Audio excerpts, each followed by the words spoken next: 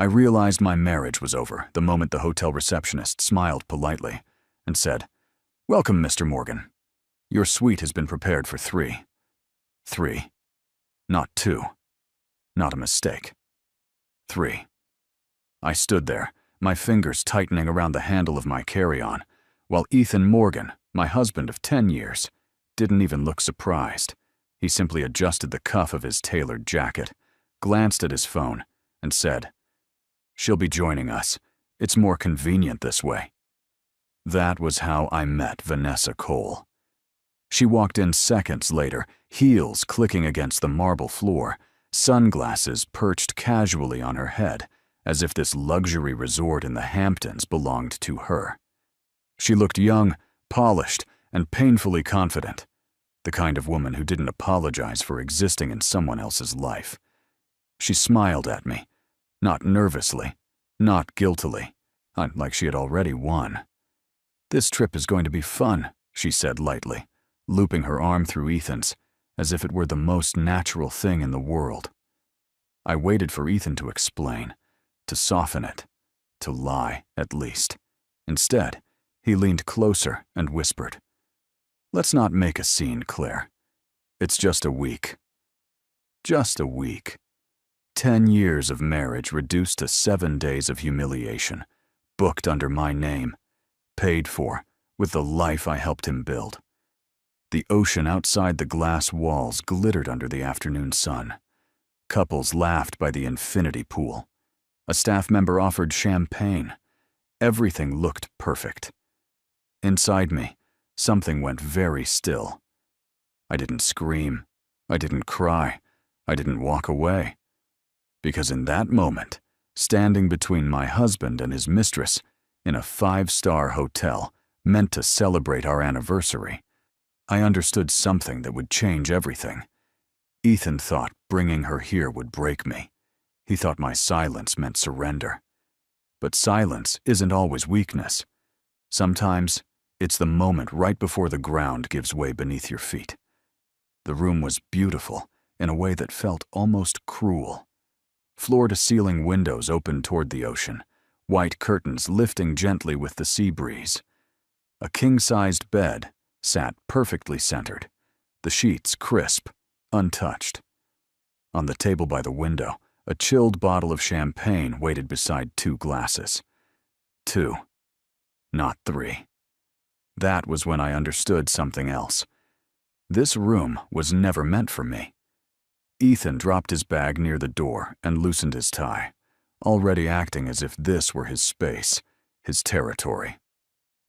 Vanessa wandered toward the balcony, humming softly, as though she were inspecting a prize she had just won. She leaned against the railing, letting the sun catch her hair, completely at ease. No one asked where I would sleep. No one asked if I was okay. I stood there for a long moment, invisible in my own marriage, before Ethan finally spoke.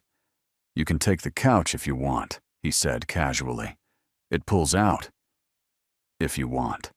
As if this were my choice, as if I hadn't paid for this trip, as if my name wasn't on the reservation, as if 10 years of being his wife had somehow reduced me to a guest who should be grateful to stay. Vanessa turned back then, her eyes flicking toward me with a polite smile that didn't reach her face. "I don't mind," she said, her tone sweet. "I'm a light sleeper anyway." The implication hung in the air, sharp and unmistakable. I nodded once, and that was all I trusted myself to do. Later, by the pool, it became worse. Ethan walked beside her, their shoulders brushing, their conversation low and private. Staff members addressed Vanessa first, assuming she was the wife. I watched a server offer her a towel, another ask if she preferred still or sparkling water. No one looked at me. I became a shadow trailing behind them, present but irrelevant. At one point, I caught my reflection in the glass doors of the resort. I looked calm, composed, almost detached, but inside my chest felt tight, like something heavy was pressing down, demanding a reaction. I didn't give it one, because the more they dismissed me, the clearer it became. They thought they had stripped me of power. What they didn't realize was that they were only stripping away the illusion I had been living under. And once that illusion was gone, there was nothing left to lose. That night, I locked myself in the bathroom and turned on the shower, not because I needed to bathe, but because I needed the noise. The steady rush of water was the only thing loud enough to drown out my thoughts. I sat on the edge of the tub, still fully dressed, and stared at the marble floor until my vision blurred. I didn't cry at first.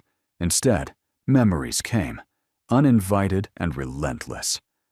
Late nights at our dining table, my laptop open while Ethan paced behind me, rehearsing presentations I had written. The first promotion he celebrated with champagne, thanking everyone but me. The vacations I postponed, the clients I turned down, the career I told myself I could rebuild later. Later never came. I remembered the way he used to look at me when we were younger, before success sharpened his voice and narrowed his patience. Back when he needed me. Back when I mattered. A sharp laugh escaped my throat, bitter and unfamiliar. I pressed my hand against my mouth, suddenly afraid of the sound I might make if I let go completely. Outside that door, he was with her, laughing, relaxed, free. Not burdened by the woman who knew every version of him, the insecure one, the ambitious one, the one who doubted himself at 3 a.m. He had handed those pieces to me once. Now he acted as if they had never existed. That was when the pain finally hit. Not the pain of betrayal, the pain of erasure. I realized I wasn't being replaced. I was being rewritten out of the story altogether. My chest tightened, and I slid down until my back rested against the cold tile wall. I wrapped my arms around myself, trying to hold together something that felt dangerously close to coming apart. But even then, something strange happened. Under the hurt, beneath the humiliation, there was clarity. A quiet, unsettling clarity. I saw my marriage for what it had become. Not a partnership, not even a failure, but a structure built on my silence. And for the first time, I understood that my silence had been doing all the work. The tears came then, hot and uncontrollable, but they didn't last long. Because grief, when it's honest, eventually makes room for truth. And the truth was this: if Ethan could discard 10 years of loyalty without hesitation, then the woman I had been, patient, accommodating, endlessly forgiving, no longer had a place here. When I stood up and turned off the water, my face in the mirror looked different. Still calm, but no longer waiting to be saved. I dried my eyes, unlocked the door, and stepped back into the room, carrying something new with me. Not hope, resolve. By morning, I had made a decision. I would leave. Not dramatically, not loudly. I would pack my things, call a car, and disappear before either of them noticed I was gone. There was no victory in staying where I was no longer wanted, and I refused to give them the satisfaction of watching me endure another public humiliation. I waited until they were both at breakfast. The room was quiet as I moved, the ocean light soft and deceptive, like it hadn't watched everything that happened the night before. I opened my suitcase and began folding my clothes with careful precision, the same way I had folded Ethan's shirts for years. Each movement felt controlled, but deliberate, proof that I still owned myself. I reached for my phone to book a ride. No signal. I frowned and tried again. Nothing. I switched to the hotel phone and dialed the front desk. After 2 rings, a cheerful voice answered. "I'd like to arrange an early checkout," I said calmly, "and a car to the station." There was a pause. Too long. "I'm sorry, Mrs. Morgan," the receptionist said. "Your account has been flagged. We've been instructed to direct all requests through Mr. Morgan." Flagged. The word landed heavy in my chest. I thanked her and hung up, my hand shaking slightly as I stared at the phone. I opened my banking app next, more out of instinct than logic. My access was limited, not frozen, just restricted. I sat down slowly on the edge of the bed, the weight of the realization sinking in. Ethan hadn't just brought his mistress on this trip. He had planned for me to stay, to be contained, managed, quiet. When he returned to the room later, I confronted him without raising my voice. "You blocked my access," I said. "Why?" He didn't deny it. "I didn't want you doing anything impulsive," he replied, as if he were speaking to a child. "Let's just get through the week." Get through it. As if my dignity were an inconvenience, as if my life were something he could pause, restrict, resume at will. That was the moment I understood the danger of the situation I was in. This wasn't just infidelity, it was control. And control, once exposed, doesn't loosen. It tightens. I nodded, the way I always had, and said nothing more. But inside, something hardened. Because if he believed I had no way out, if he thought he had removed every option, then he had made a critical miscalculation. He assumed escape was my only move. He never considered what might happen if I stayed. The third afternoon of the trip, I walked alone along the edge of the resort, following a narrow stone path that curved toward a quieter wing overlooking the water. I needed distance, from Ethan's voice, from Vanessa's laughter, from the feeling of being watched and measured inside my own marriage. The wind was stronger there, carrying the sharp scent of salt and something metallic beneath it. I wrapped my cardigan tighter and focused on the sound of my footsteps against the stone. That was when I heard my name. "Claire Morgan?" I stopped. The voice wasn't surprised. It wasn't casual either. It carried certainty, the kind that made people turn around even when they didn't want to. I faced him slowly. He stood a few feet away, tall, relaxed, dressed simply, as if he belonged everywhere without needing to prove it. Dark hair touched with gray at the temples, calm eyes that studied me without intruding. For a moment I didn't recognize him. Then it hit me. "Julian Reed," I said quietly. A small smile crossed his face. "I hoped it was you." My chest tightened, not with fear, but with something like disorientation. Julian Reed didn't come to resorts like this by accident. He was the kind of man whose name appeared in articles about acquisitions and quiet expansions. A man I had worked with years ago, long before my life narrowed itself around Ethan. "You look different," he said. "So do you," I replied. We stood there, the ocean stretching endlessly behind him, while years of silence pressed between us. He didn't ask why I was there. He didn't glance past me, searching for my husband. He only looked at me, as if that were enough. "I didn't know you were involved with this property," I said carefully. "I'm not," he answered. Then, after a brief pause, "Yet." Something shifted. Not loudly, not dramatically, just enough for me to feel it. "I won't keep you," he added. "But if you have time later, I'd like to talk. Properly." I hesitated. Just a second. Then I nodded. As he walked away, I stayed where I was, staring at the place where he had stood. For the first time since arriving, the tightness in my chest eased. Ethan believed this trip had stripped me of leverage. Vanessa believed I was already defeated, so neither of them knew that the man with the quiet voice and steady eyes was connected to the future Ethan was desperate to secure. And neither of them realized that the balance of this week had just changed, not in their favor. That evening, I joined Ethan and Vanessa for dinner, as if nothing had changed. The restaurant overlooked the water, candles flickering against tall glass walls, soft music drifting through the air. Vanessa wore a silk dress that caught the light every time she moved. Ethan looked relaxed, confident, already telling a story about a deal he was close to finalizing. They laughed together, leaning in, a practiced rhythm that made them look untouchable. I smiled at the right moments. I asked neutral questions. I became agreeable again. It felt like stepping back into an old costume, one I knew how to wear too well. At the bar across the room, I noticed Julian Reed seated alone, a glass of bourbon untouched in front of him. Our eyes met for half a second.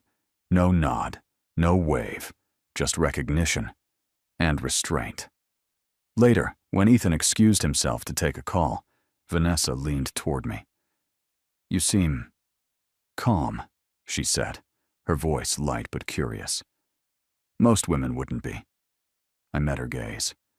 "I don't see the point in ruining a nice dinner." Her smile sharpened, just slightly.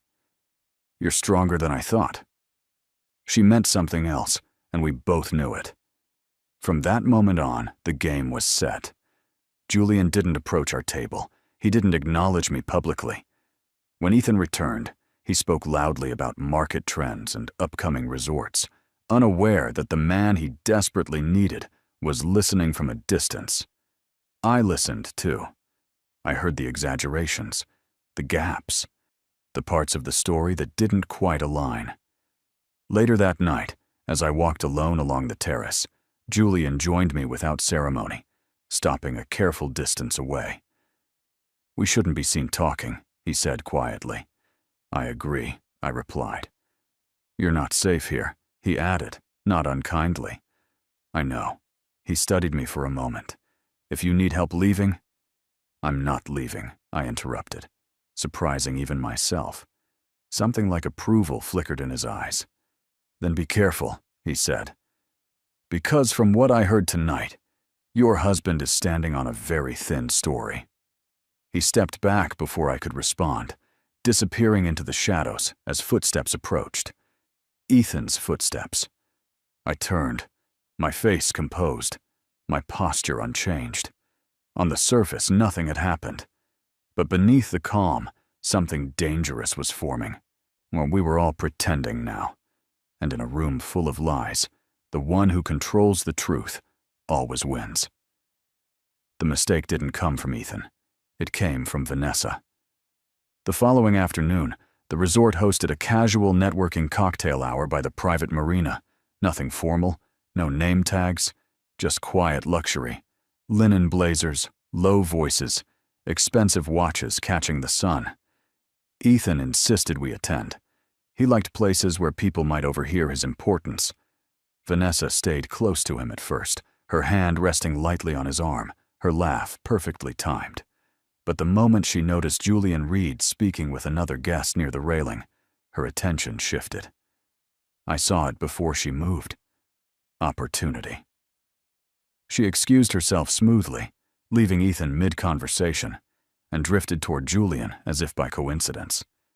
I stayed where I was, unholding a glass of sparkling water, my pulse steady but alert. "Beautiful place, isn't it?" Vanessa said brightly, positioning herself beside Julian. "I don't think we've met." "Vanessa Cole." Julian turned, polite, distant. "Julian." No last name, no invitation. She didn't seem to notice. "I hear you're involved in hospitality investments," she continued. "Resorts, boutique properties, that kind of thing." Julian smiled faintly. "I listen more than I talk." Vanessa laughed. "Then you must have heard about Ethan's project. He's leading a major expansion, very forward-thinking." There it was. Julian glanced toward Ethan briefly, then back at her. "Is he?" "Oh yes," she said confidently. "The concept is brilliant. Sustainable luxury, emotional branding, long-term guest loyalty. His strategy deck is incredible." My fingers tightened around my glass. Vanessa leaned in, lowering her voice. "Honestly, I think it's what will define his career." Julian studied her for a long moment. "Interesting," he said. That exact phrasing. Her smile faltered, just for a fraction of a second. "I'm sorry?" she asked. "Emotional branding. Long-term guest loyalty," Julian repeated calmly. Those were the core pillars of a concept presented to me years ago by a woman named Claire Morgan. The silence that followed was almost imperceptible.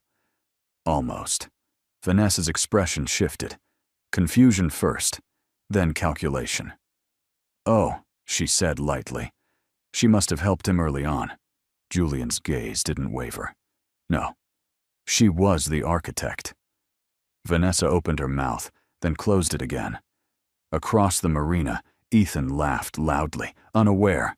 Vanessa forced a smile, but it no longer reached her eyes. "Well," she said, stepping back. "Small world." She walked away too quickly, and in that moment, I knew. She had just handed Julian the thread that would unravel everything. That night, sleep refused to come. The resort was quiet, the kind of silence that usually soothed people who believed their lives were in order. I lay on the narrow couch, staring at the ceiling, replaying Vanessa's expression by the marina, the moment Julian said my name. The split second when control slipped from her hands. She knew then. And once she knew, it was only a matter of time before Ethan did too. The next morning, Julian asked to speak with me privately. We met near the far end of the property, where the noise of the resort dissolved into wind and water. He didn't offer sympathy, and he didn't ask what I planned to do. Instead, he spoke with the precision of a man used to seeing patterns others missed. "I reviewed the materials Ethan's been circulating," he said. "The language, the structure, the emotional framework." I said nothing. "They're yours," he continued. "Not inspired by you, not influenced by you. Yours." I felt something tighten in my throat. Not pride, not anger, but recognition. Being seen, finally, for what I had built. "He doesn't know that I know," Julian added. "And more importantly, he doesn't know how exposed he is." I looked out at the water. "He thinks strategy is a performance," I said quietly. "He never understood it's a foundation." Julian watched me closely. "You were the foundation." The words landed with unexpected weight. For years, I had told myself my contributions were invisible because that was the price of partnership, that I had chosen support over recognition. But standing there, with the ocean stretching endlessly ahead, I understood the truth I had avoided. I hadn't been invisible. I had been erased. And erasure only works when the person erased stays silent. Julian shifted his stance. "There's a board presentation in Manhattan next week," he said. "Ethan believes it will secure his future." "And you?" I asked. "I believe the truth belongs in that room," he replied, "but only if you're ready to stand with it." I thought of the couch, the locked accounts, the way Vanessa wore confidence like armor. "Yes," I said. Julian nodded once. "Then this week isn't about survival anymore." He paused, then added, "It's about correction." As we walked back toward the resort, I felt the weight of the past loosening its grip. I wasn't reclaiming my marriage. I was reclaiming authorship. And once you take back authorship, the ending changes, whether the other characters are ready or not. Ethan found out 2 days later. Not the whole truth, just enough to make him uneasy. It happened over breakfast, when he mentioned Julian Reed's name too casually, watching my reaction instead of his phone. "Interesting guy," he said, stirring his coffee. "Didn't realize he was staying here." I kept my expression neutral. Some people like quiet places. Vanessa froze for half a second. I saw it in the way her hand tightened around her cup, the way her eyes flicked between us. She knew what Ethan didn't. She had already connected the dots, and fear had begun to creep in where confidence once lived. Ethan leaned back, studying me. "You've met him before, haven't you?" I nodded. "Years ago, professionally." His mouth tightened. "Why didn't you say anything?" "Because you never asked," I thought. Aloud, I said. It didn't seem relevant. That was the second betrayal. The first was bringing his mistress on our anniversary trip. The second was realizing he had underestimated me so completely that he couldn't imagine relevance where I stood.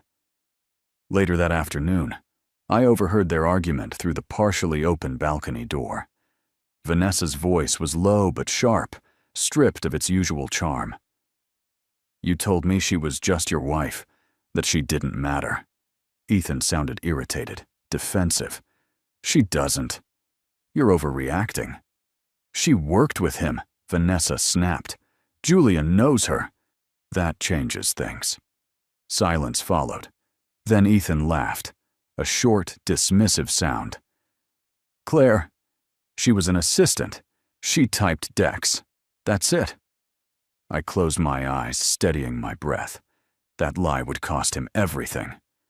Vanessa didn't answer right away. When she did, her voice was different, calculating. "You should be careful," she said. "Men like Julian don't invest in people by accident." That night, Ethan confronted me again, more forcefully this time. "If there's something I should know, say it now," he demanded. I looked at him, the man I once loved, now so certain of his authority, so blind to his exposure. "There's nothing you need to worry about," I said calmly. And for the first time that was true, because the betrayal he feared wasn't coming from me. It was coming from the truth he had buried, the credit he had stolen, and the woman he had dismissed. And unlike him, the truth doesn't bluff. It waits.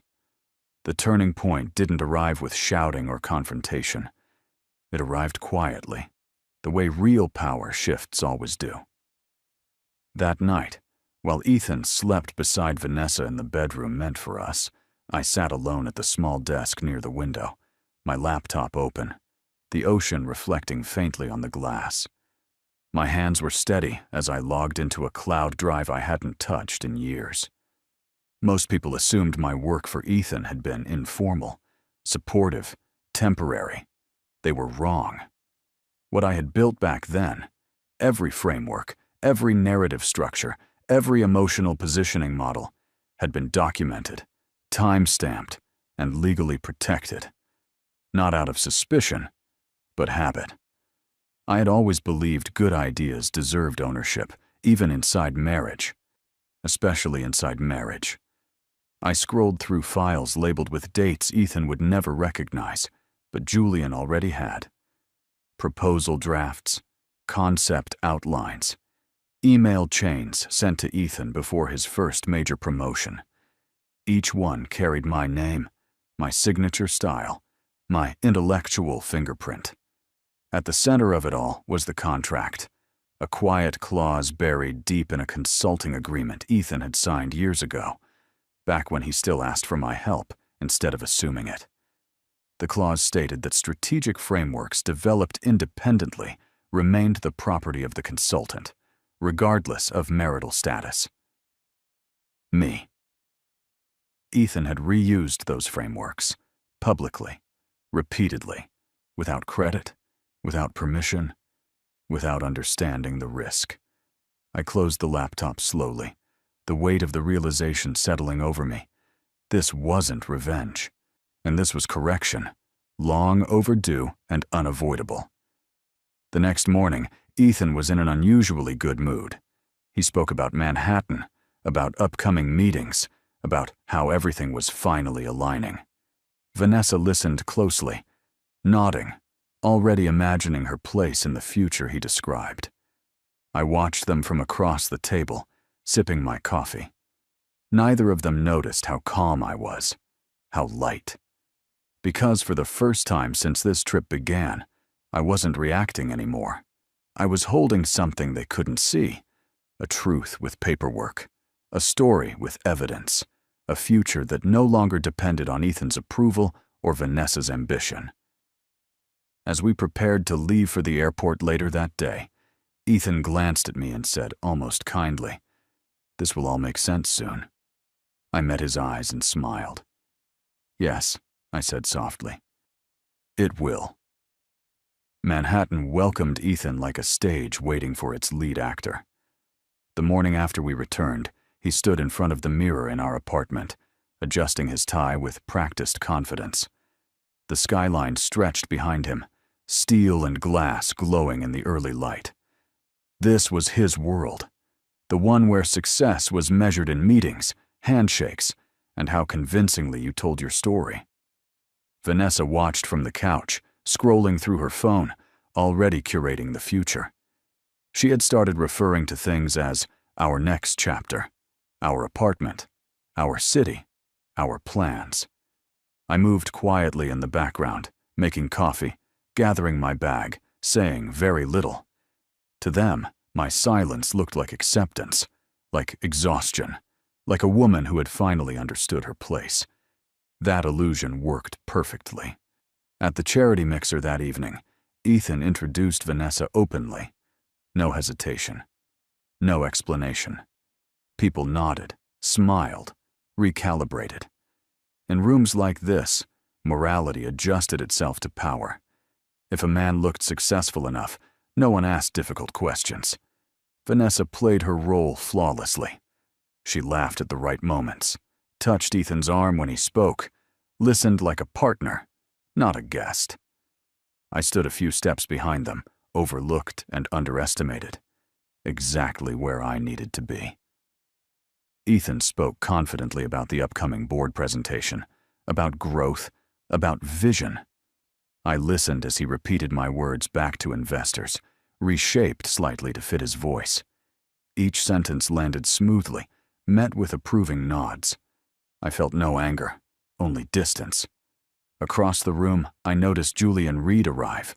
He didn't approach us, so he didn't acknowledge me. He blended into the crowd, speaking quietly with people Ethan clearly wanted to impress. The timing was precise. Vanessa leaned toward Ethan, her voice low. "This is going well," she whispered. "They love you." Ethan smiled. "Of course they do." I took a sip of my drink and watched Julian turn, just briefly, in my direction. Our eyes met. No signal, no reassurance, just readiness. By the end of the night, Ethan believed the narrative completely. He believed he had survived the scandal, controlled the damage, rewritten the story. As we left, he glanced at me with something close to satisfaction. "See?" he said. "Everything settles eventually." I nodded. Because some illusions are strongest right before they collapse. And the higher the stage, the harder the fall when the lights finally come on. The boardroom on Park Avenue felt colder than the Hamptons ever had. Glass walls framed the Manhattan skyline like a reminder of what was at stake. A long, polished table stretched through the room, dotted with tablets, notepads, and bottles of water no one touched. This was the meeting Ethan had been preparing for all year, the one he believed would secure his future. He arrived early, confident, carrying his leather portfolio like armor. Vanessa followed closely, dressed in muted elegance, the image of quiet influence. She squeezed his hand once, a gesture meant to ground him. I took a seat near the end of the table, unnoticed by most, just another presence in the room. Ethan hadn't objected to me coming. He assumed I would sit quietly, as I always had. The executives filtered in, a few nods, polite smiles, controlled anticipation. Then Julian Reed entered. The atmosphere shifted immediately. Conversations stalled, chairs adjusted, attention sharpened. Julian didn't rush. He moved with the ease of someone who didn't need to impress anyone in the room. He took a seat directly across from Ethan and placed a single folder on the table. Ethan straightened, energized. This was the moment he had been waiting for. The presentation began smoothly. Slides appeared on the screen, clean and confident. Ethan spoke with practiced rhythm, outlining vision, growth, emotional engagement. I recognized every structure, every phrase. He was standing on my work without knowing how fragile that ground had become. Halfway through, Julian raised his hand. "Before we proceed," he said calmly, "I have a question regarding authorship." The room stilled. Ethan smiled, unbothered. Of course. Julian turned slightly, his gaze landing on me. Claire Morgan, he said clearly. Would you mind joining us at the table? For the first time that morning, Ethan looked confused. I stood. The sound of my chair sliding back seemed louder than it should have been. I walked forward, my steps measured, my heartbeat steady. This project, Julian continued, is built on a strategic framework developed several years ago. A framework I've seen before. Ethan's smile tightened. And the person who developed it, Julian said, placing his hand on the folder, is in this room. The trap had closed, and for the first time, Ethan realized he wasn't the one in control of the story anymore. The silence in the boardroom was absolute. Julian opened the folder slowly, deliberately, as if he were giving everyone time to absorb what was about to happen. He slid several documents across the table, their edges perfectly aligned, the movement calm enough to feel surgical. These are original strategy drafts, he said. Dated, archived, and legally protected. Ethan leaned forward, scanning the pages. At first, his expression held disbelief, then irritation, then something darker. That's impossible, he said sharply. Those were internal materials. Julian didn't argue. He simply turned one page so the signature was visible. Claire Morgan. My name. Printed. Dated. Undeniable. A quiet murmur moved through the room. One of the executives adjusted his glasses. Another leaned closer, rereading the header. Vanessa's face drained of color. She stared at the documents as if they might disappear if she looked away. Ethan turned to me slowly. You did this? He asked, his voice low, controlled, almost pleading. Now? I met his gaze without blinking. I did it then, I said calmly. You're just seeing it now. Julian spoke again. The framework used in today's presentation is a derivative work, which means its commercial use requires authorization from the original architect. Authorization I never gave. Ethan stood abruptly, his chair scraping loudly against the floor. This is a misunderstanding, he said, forcing a smile that no longer convinced anyone. My wife helped early on, yes, but she was not credited, Julian finished, and she was not compensated. The word wife hung awkwardly in the air. One of the board members cleared his throat. Are you saying this entire proposal is compromised? Julian nodded once. I'm saying it cannot move forward as presented. The room shifted. Phones were put down. Eyes moved away from Ethan and toward me, reassessing. Vanessa whispered his name, panic creeping into her voice. Ethan didn't look at her. He looked at me. For the first time in years, he saw me clearly, not as support, not as background, but as the person holding the truth he had buried. This wasn't supposed to happen, he said quietly. I almost felt sorry for him. Almost. Julian closed the folder. The meeting is adjourned, he said, until authorship is properly addressed. As people began to stand, the illusion Ethan had built collapsed around him. Not loudly, not violently, but completely, and there was nothing he could do to stop it. The fallout was immediate. By the time we stepped out of the boardroom, the hallway was already buzzing with quiet urgency. Assistants spoke in hushed tones. Phones were pressed to ears. Schedules were being rearranged in real time. The meeting that was supposed to crown Ethan's career had instead exposed the fault line beneath it. Ethan walked ahead of us, his shoulders tense, his jaw locked in a way I recognized. It was the posture he took when he lost control, but refused to admit it. Vanessa struggled to keep up, her heels clicking too fast against the marble floor. What just happened? She whispered, her voice trembling despite her effort to sound composed. You said this was solid. It is solid, Ethan snapped, stopping abruptly and turning on her. She blindsided me. I stood a few steps away, silent, watching the man who once dictated every decision in my life unravel in public corridors. Vanessa looked at me then, really looked at me, for the first time without arrogance, without superiority. What I saw in her eyes wasn't anger, it was fear. "This is fixable," she said quickly, turning back to Ethan. "We can talk to them. Clarify. You still have your position." But even as she spoke, her confidence drained. She understood now what Ethan still refused to accept. This wasn't a misunderstanding. It was exposure. By that afternoon, the emails started coming in. Requests for clarification, legal inquiries, internal reviews, pending further information. Ethan's phone buzzed relentlessly, each notification stripping away another layer of certainty. That evening, he sat at the kitchen counter of the apartment, staring at nothing, his untouched drink growing warm beside him. The Manhattan skyline glowed beyond the windows, indifferent and cold. Vanessa paced behind him, agitated.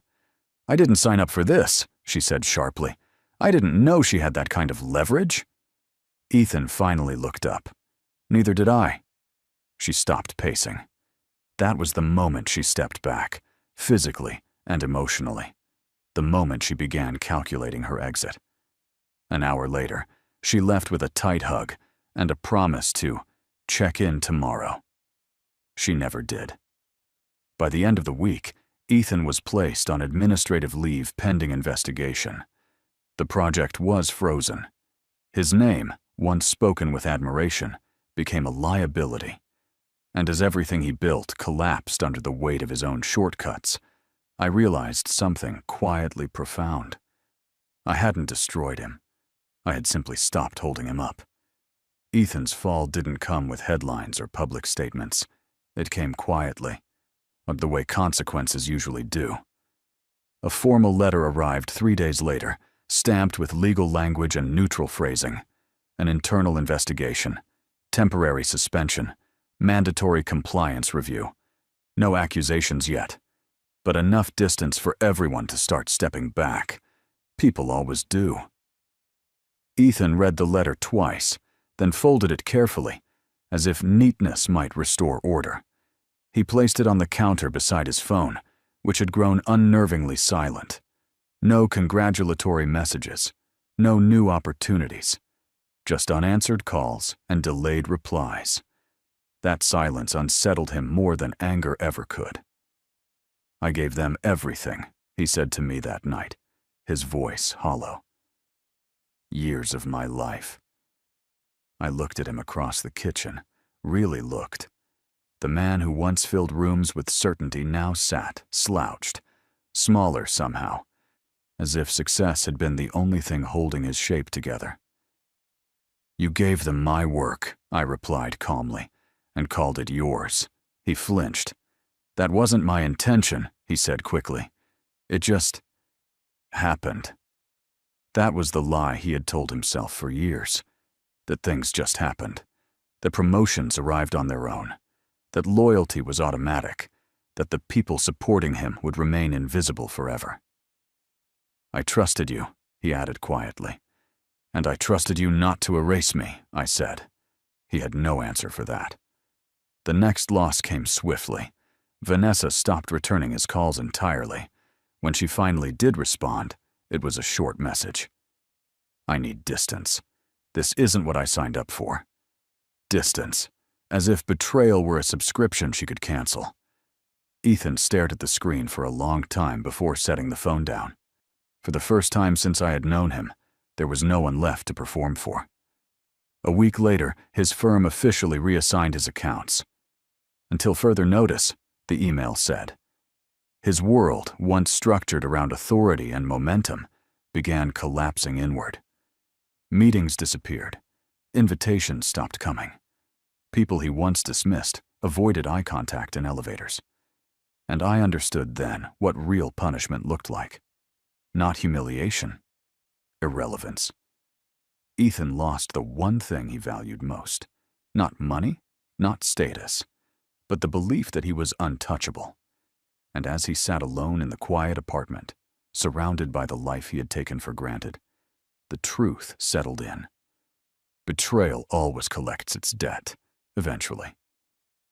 The divorce didn't happen in a courtroom filled with raised voices or dramatic accusations.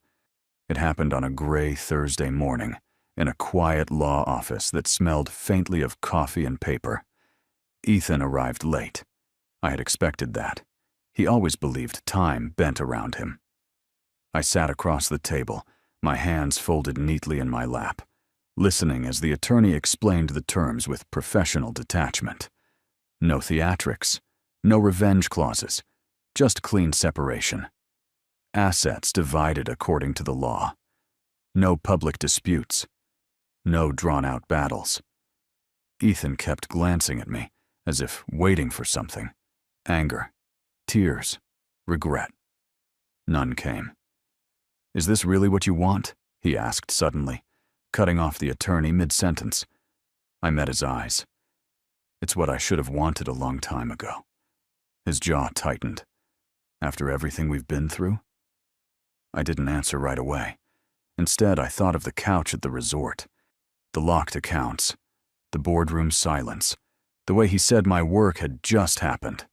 "Yes," I said finally, "because of everything we've been through." The pen felt heavier than I expected when I picked it up. 10 years reduced to ink and signatures. But as I signed my name, something lifted inside my chest. Not relief exactly, but alignment. Like stepping back into my own body after years of standing slightly to the side. Ethan hesitated longer. When he finally signed, his hand shook. Outside, the city moved on without us. Cars passed. People hurried by, carrying lives that were intact or broken in ways no one could see. As we stood to leave, Ethan spoke one last time. "I never thought it would end like this." I almost smiled. "It didn't end," I said calmly. "It returned." He didn't understand, and that was okay. I walked out alone, my coat pulled tight against the cold, my phone buzzing with a message from Julian. "Whenever you're ready, we'll talk about next steps." For the first time in years, I didn't feel like I was losing something. I felt like I had stopped pretending. The marriage was over. But my life, my real one, was just beginning. The first offer came sooner than I expected. Julian invited me to his office on Park Avenue, a quiet space with clean lines and windows that framed the city without trying to dominate it. There were no grand promises, no dramatic speeches, just a conversation between two adults who respected each other's work. "I don't need to sell you anything," he said, sliding a slim folder across the desk. "You already know what you're capable of. I just want to know if you're ready to step back into it." I was. The role wasn't a favor or a rescue. It was a position that fit me, strategic director for a new hospitality expansion, overseeing brand narrative and long-term guest experience. The kind of work I had once loved before I convinced myself it was selfish to want more. I accepted without hesitation. The weeks that followed were demanding, exhilarating, and unfamiliar in the best way. Meetings where my voice mattered, decisions that carried weight, ideas discussed openly instead of quietly absorbed by someone else. People listened. Some even took notes. I moved into a smaller apartment downtown, bright and simple, free of echoes. My days found a rhythm again. Early mornings, focused work, evenings spent reading or walking without checking in with anyone for permission. Julian remained steady but distant, careful not to overstep. Our conversations stayed professional, grounded in mutual respect. There was no pressure, no assumption, just space. And in that space, I grew. I noticed changes others might have missed.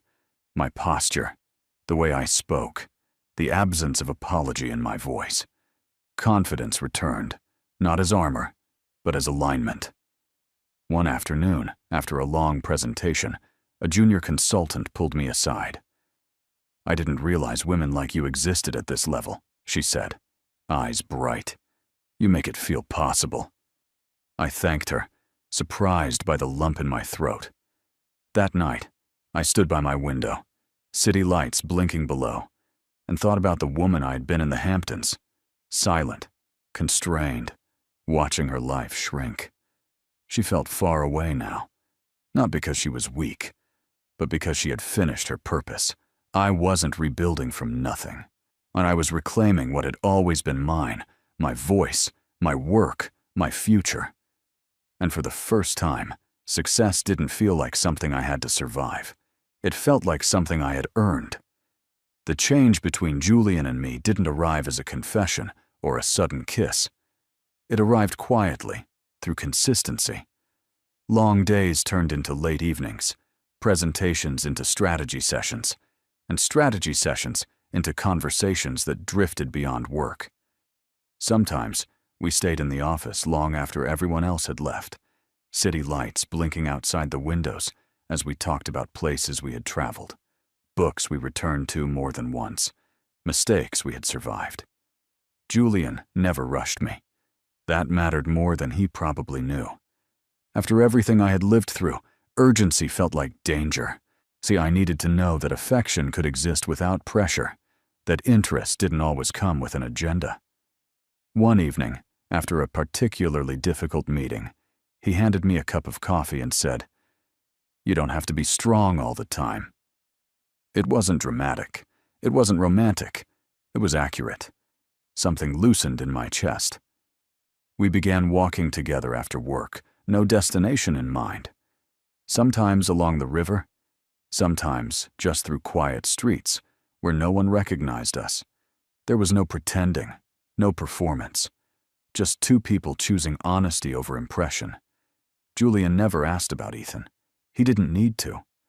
What mattered was how I moved now, unafraid, self-possessed, no longer shrinking to fit someone else's expectations. He respected that space, and in doing so, made it safe. The first time he reached for my hand, he hesitated. Not uncertainty. Permission. I let my fingers curl around his, and for the first time in years, closeness didn't feel like a risk. It felt like a choice. Weeks passed, then months. Trust grew slowly, deliberately, built on shared mornings, mutual respect, and the quiet understanding that neither of us owed the other anything. No rescues, no debts, no roles to perform. One night, as we stood on my balcony watching the city settle into sleep, Julian spoke softly. "I don't want to be the reason you're okay," he said. "I just want to be here if you are." I turned to him then, really looked at him, and understood what made this different. This wasn't love born from need. It was love that arrived after healing, and that made all the difference. The reward didn't arrive all at once. It came in layers, steady and undeniable. And 6 months after the divorce, my name appeared on the glass wall of a new office, Morgan Strategy Group, etched cleanly, without anyone else's shadow beside it. The company wasn't large, but it was intentional. Every client came through referral, every project chosen carefully. I no longer said yes to be agreeable. I said yes because the work mattered.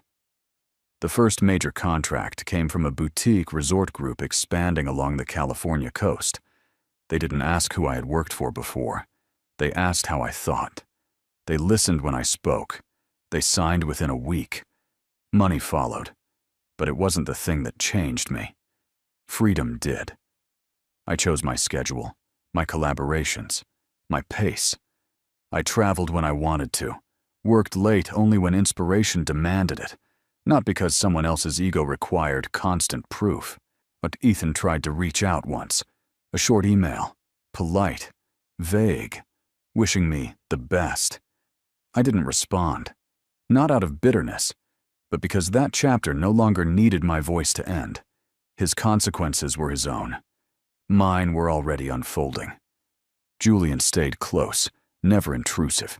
He celebrated my wins without claiming them.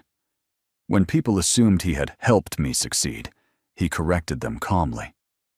She did that herself. That mattered. One evening, after a small celebration with friends, I stood in my kitchen, barefoot, laughing without restraint. The sound surprised me. It had been a long time since joy felt that natural. Julian watched from the doorway, smiling. "You're different," he said. "I'm the same," I replied, "just unburdened." The truth was, I hadn't been rewarded with revenge. I had been rewarded with alignment. Work that reflected my values. Love that didn't demand sacrifice. A life that no longer required silence to survive. Late that night, as the city lights dimmed outside, Julian took my hand and said simply, "I'm proud of you. Not for enduring, not for forgiving, but for choosing yourself." And in that moment, I understood that justice doesn't always look like punishment. Sometimes, it looks like being fully seen and finally receiving what you should have had all along. We didn't announce it with invitations engraved in gold or a venue chosen for spectacle. We chose quiet on purpose. The ceremony took place near the coast, not far from where the water met the sand, in a way that felt honest instead of dramatic. The morning light was soft, the air calm, as if the world itself had decided not to rush us. I wore a simple dress. No heavy jewelry, no performance. Julian stood beside me, steady and unassuming, the same way he had been from the beginning. There were no grand vows about rescue or destiny, just promises shaped by experience, by loss, by growth, by choosing each other with clear eyes. When I looked at him, I didn't feel the fear I once associated with commitment. I felt grounded. That was new. Friends gathered close, not many, but enough. People who had seen me struggle quietly. People who had watched me rebuild without applause. They smiled, some with tears, not because this was a fairy tale, but because it was earned. As we exchanged rings, I thought briefly of the woman I used to be, the one who stood silently in a luxury hotel, convinced that dignity meant endurance. I wished I could tell her what I knew now, that the story doesn't end where you are humiliated. That silence is not the same as surrender. That walking away can be the most powerful decision of all. Afterward, we shared a small meal. Laughter carried easily on the breeze. No speeches about success, no mentions of the past, just presence, just peace. Julian reached for my hand and squeezed it gently. "You know," he said softly, "this isn't the best part." I smiled. "No?" He shook his head. "The best part is everything that comes after, when no one is watching." That was when I understood what true victory looked like. Not the collapse of someone who betrayed me, not public validation, but a life rebuilt so completely that the betrayal no longer defined it.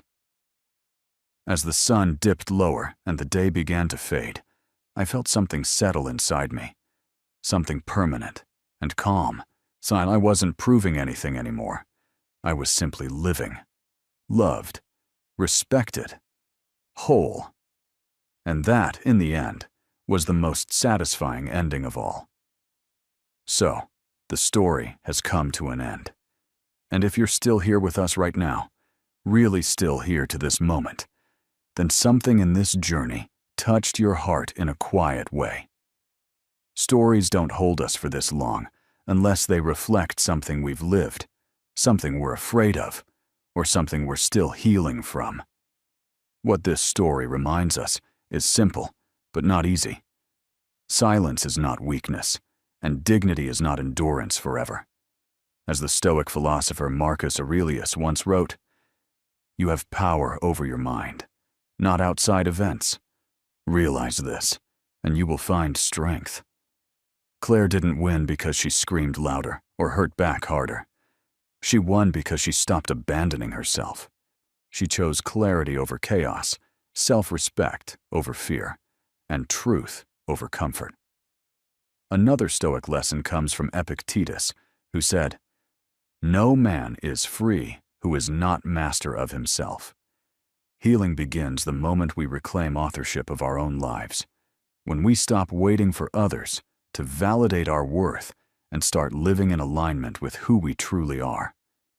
If this story resonated with you, take a moment to honor that feeling.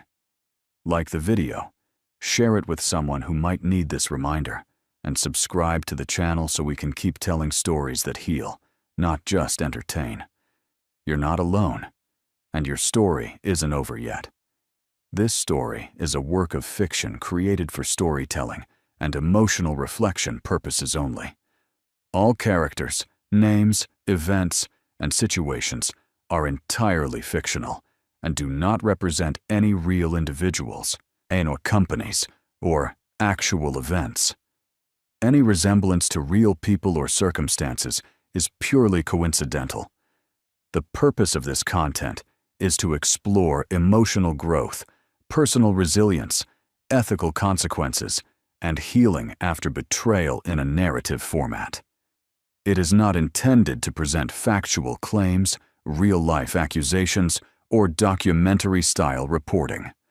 The story is shared as a form of creative drama meant to inspire reflection, discussion, and emotional connection, while promoting positive values such as self-respect, accountability, and personal growth. Viewers are encouraged to interpret the narrative as symbolic rather than literal, and to engage with it as fictional entertainment with meaningful life lessons.